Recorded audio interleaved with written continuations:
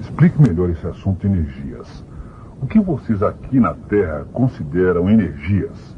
Bem, a energia é uma manifestação de Deus, isto é, Deus se exprime em energia. Deus é energia. Tudo é energia. Tudo, portanto, é energia. Mas quando essa energia se exprime, se manifesta, entra em ação, ela se diferencia na dependência dos campos vibratórios que a conduzem, momento no qual elas também podem ser chamadas de forças. Portanto, na sua essência, ela é sempre a mesma, e somente se diferencia em termos de quantidade, ou seja, mais energia ou menos energia. Isso então determina a sua qualidade.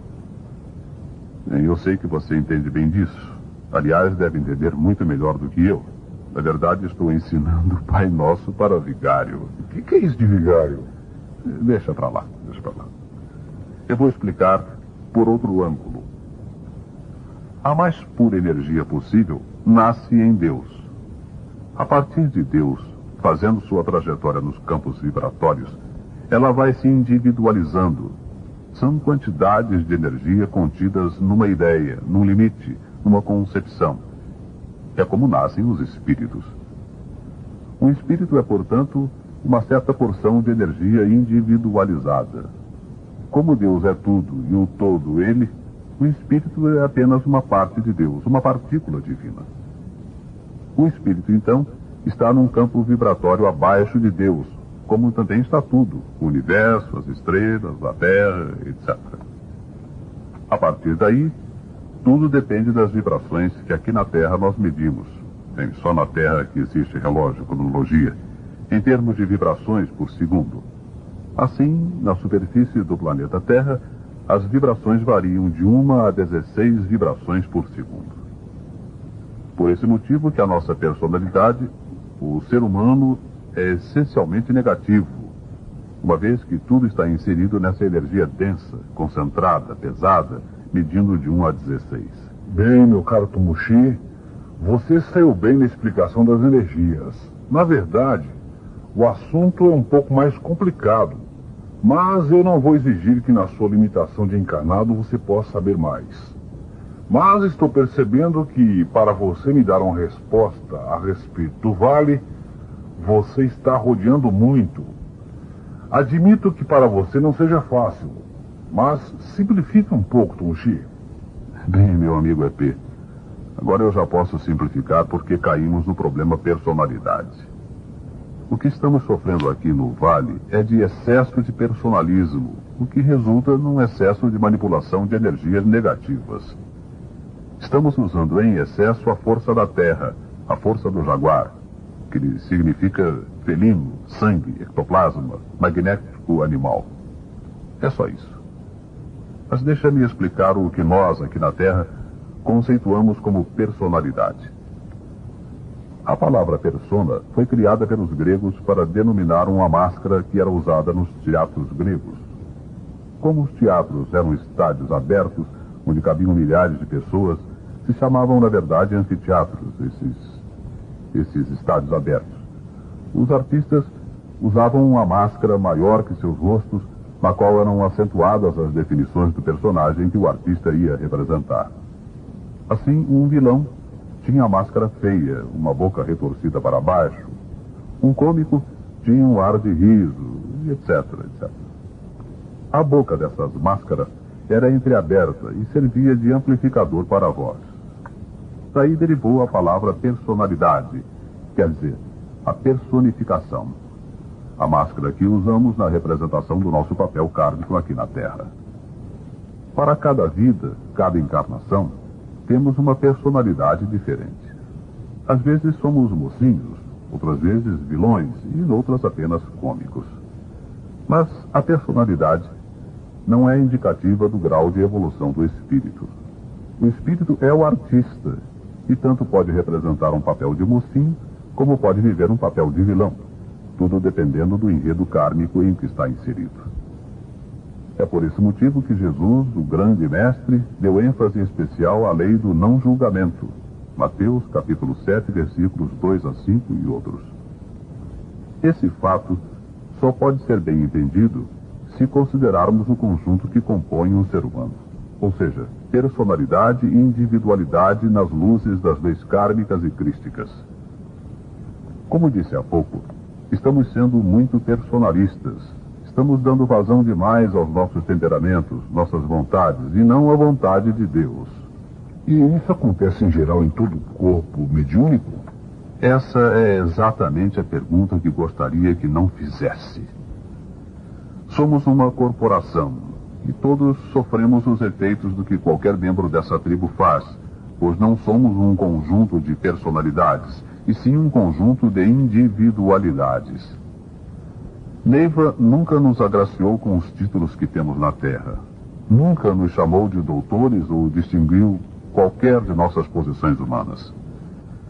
Ela nos revelou e nos credenciou com os títulos de nossas individualidades transcendentais, as coisas que nós conquistamos e não sabíamos nas muitas encarnações. Ela revelou as nossas inclinações, nossas linhas vocacionais, aquilo que nós aprendemos a fazer melhor através dos milênios de nossa evolução. Nisso consiste a sabedoria e grandeza de Neiva. Ela nunca se preocupou com nossa personalidade kármica. Ela sempre nos consolava, passava sua bendita mão sobre nossas cabeças, nos ajudava a viver nossas dores e nossos ais, mas nunca nos recriminava. Ela nos aceitava como nós estávamos sendo e nos despertava para o que éramos realmente nas nossas individualidades. É por isso que quando damos muita vazão aos nossos temperamentos, nós não temos emanação. Somos como sinos que tocam, mas não tangem, como diria Paulo de Tarso. Essa é a grande sutileza que o Evangelho nos ensina.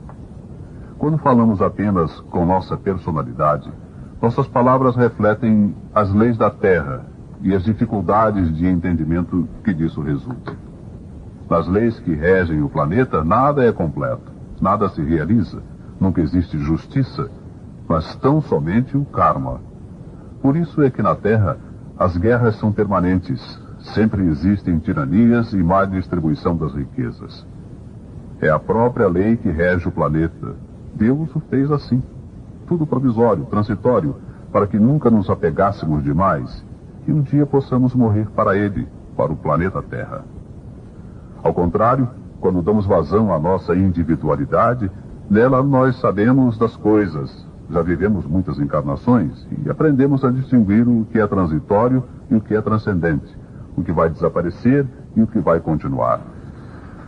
Percebo que você se preocupa muito com esse problema da personalidade e me pergunto, será que o corpo mediúnico sabe disso? Ou melhor, eles sabem distinguir em si mesmos, separar o que neles é personalidade e o que é individualidade? Que eu saiba, isso é um refinamento intelectual, um exercício filosófico. Se eu não estivesse tendo uma ideia do que você é, eu diria que sua pergunta é apenas para me provocar. Nesse momento, você está parecendo com um velho amigo meu que costumava dizer que eu prego as minhas teorias e minha filosofia. É que ele, esse meu amigo, se esquece que nós aqui, nesta bendita doutrina do amanhecer, não aprendemos com nosso intelecto ou nossa cultura escolar. Na verdade, predomina em nossa corporação a meia cultura e muito analfabetismo, mas isso não tem a mínima importância. Nossos médiuns aprendem mediunizados, e cada um aprende conforme o seu grau evolutivo, de acordo com a velha e sábia didática evangélica. Jesus veio ensinar a toda a humanidade, e não somente aos letrados. Quando ele escolheu os seus discípulos, foi entre os homens simples e rudes, entre pescadores e artesãos.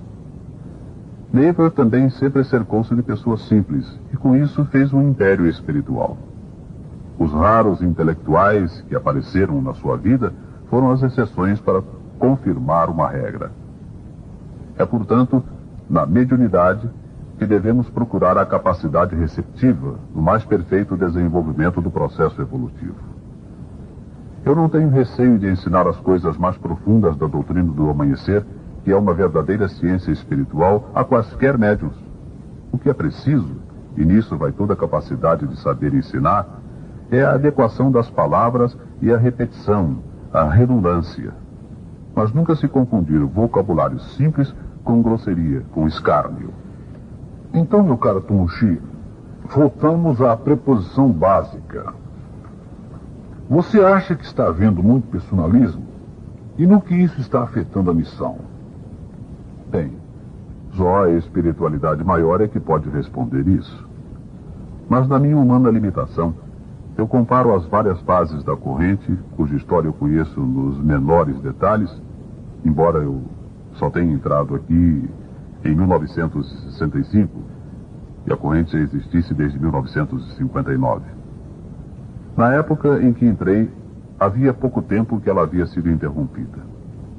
Comecei no período de Taguatinga, para onde Neiva havia se mudado em meados de 1963. A União Espiritualista Seta Branca, UESB, ainda existia como pessoa jurídica, mas oficialmente ela ficara na Serra do Ouro, 14 quilômetros antes de Alexânia, em Goiás, e o Dr. Alain Guerra Nogueira da Gama era o seu presidente vitalício. Os 5 primeiros anos de existência da corrente tinham sido os mais dramáticos, os mais decisivos, de modo que todas as conversas, todos os assuntos do dia a dia, giravam em torno da UESB. O grupo havia sido cindido, os médiuns se dispersado, e apenas havia ficado aqueles mais chegados, mais íntimos de todo o processo. Neiva morava num barraco em Taguatinga, coberto com velhas telhas de papelão. Nele morando cerca de 80 pessoas, a maior parte crianças de várias idades. O templo era feito de tábuas velhas e ficava numa ponta de rua. O dia todo Neiva atendia os aflitos, e nós, os amigos, permanecíamos à espreita dos seus poucos momentos livres para ficarmos aos seus pés. Ela então nos falava dos mundos espirituais, ou então incorporava as principais figuras de nossa cúpula, isso se repetindo dia após dia e indo até as madrugadas. Foi nesse tempo, vivido intensamente, que aprendi as bases da doutrina do amanhecer, me tendo sido proporcionado o maior quinhão de ensinamentos em virtude dos compromissos que viria a assumir mais tarde. Em 1969, viemos para este lugar que há muito já estava reservado pela espiritualidade. Assim, mesmo com as minhas limitações humanas, tenho na cabeça e no coração o quadro dos acontecimentos, dia a dia, hora após hora, e percebo as nuances, as variações que acontecem ininterruptamente, vendo exatamente o lado humano e intuindo o lado espiritual. Há muito que eu percebo isso, mas somente no decorrer dos últimos 2 anos é que as coisas se definiram, e eu fiquei convencido de que havia uma crise. Fazendo uma retrospectiva das coisas que aconteciam, marquei na minha mente uma data, 1981. Foi quando Neiva teve uma crise dos pulmões e deu entrada em estado grave no hospital. Quando ela saiu, foi com um dispositivo de oxigênio que alimentava os pulmões pelo nariz. Isso a obrigava a ficar permanentemente próxima a uma garrafa de oxigênio com um incômodo dispositivo que entrava por 2 tubos em seu nariz. Dessa data em diante, as coisas foram se modificando. Ela foi rareando suas idas ao templo e eu também diminuí a minha atividade junto aos rituais. Os serviços nunca foram interrompidos e sempre funcionaram com precisão, mas o equilíbrio energético foi se alterando gradativamente. Neiva sempre dizia que o templo tinha 3 portas e a gente raciocinava em termos de portas físicas. Mas na proporção em que eu ia sofrendo as consequências da crise, era obrigado a penetrar cada vez mais em meu íntimo, ao mesmo tempo que me lançava a estudar os escritos de Neiva buscando respostas. Foi quando se tornou óbvio que as portas eram na verdade as raízes dos trinos, Araquém, Sumanã e Tumushi. Enquanto Neiva estava encarnada, ela, na sua clarividência, amainava as descompensações energéticas, mantendo o equilíbrio das 3 forças. Mas, a partir do seu desencarne, o quadro se alterou. Mais tarde, em 84, foi admitido no quadro o Trino Ajarã, operando com base na lei Dharma-Shinto para consagrações nos templos externos. Mas isso não alterou o sistema básico das 3 forças. Desde o desencarne de Neiva, por uma interpretação incorreta do equilíbrio de forças, foi feito o recartilhamento que, na minha opinião, não está funcionando. Essa mudança dos posicionamentos das energias alterou o equilíbrio e o templo foi e está perdendo forças. Tudo foi previsto. Dos posicionamentos das energias alterou